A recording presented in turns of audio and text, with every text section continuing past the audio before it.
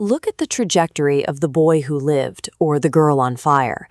Beyond the magic, their minds move toward a much darker destination than the typical victory celebration.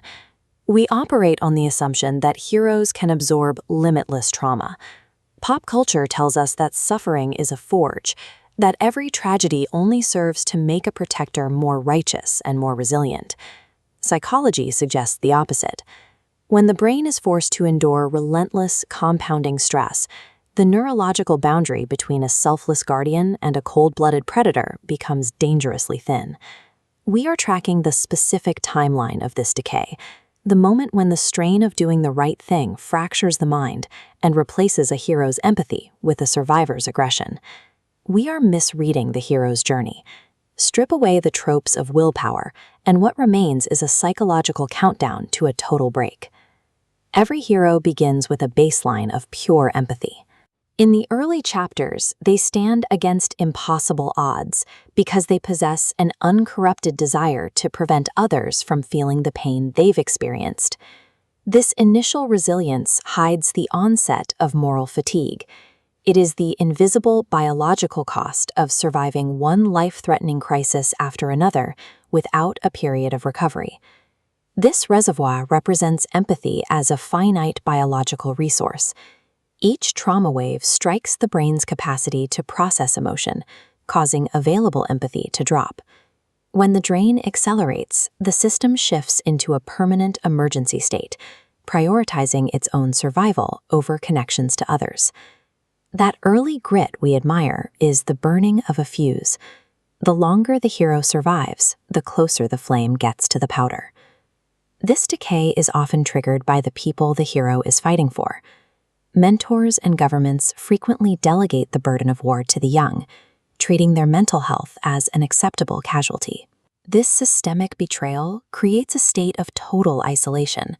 When the world looks to a single teenager to save it, that individual is severed from normal social structures that keep the mind grounded.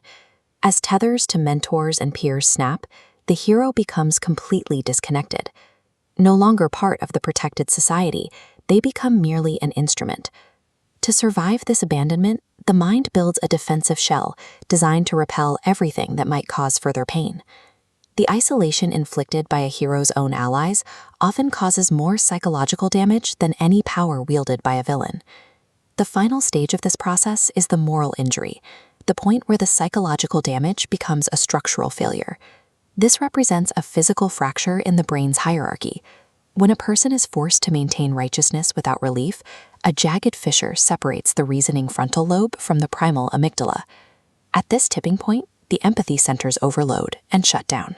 The brain abandons the complex identity of a protector and defaults to the primal settings of a hunter. This is where virtues invert.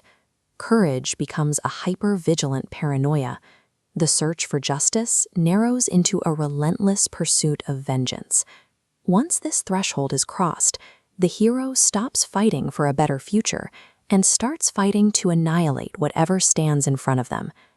By the end of the journey, the hero is operating from a place of fractured, survivalist predation. The light in their eyes has been replaced by a blank, tactical stillness. Their initial virtues are now weaponized. The same skills that made them saviors are now destructive forces capable of scorching a world they once loved. We celebrate the victory at the end of these stories, but we rarely account for the cost. The systemic destruction of a hero's mind is a permanent toll that no medal or title can repair. When pushed past the point of moral fatigue, the protagonist's actions and internal logic become a mirror image of the villains they fought to replace. In the end, society preserves itself by systematically breaking the very individuals it calls upon for its protection.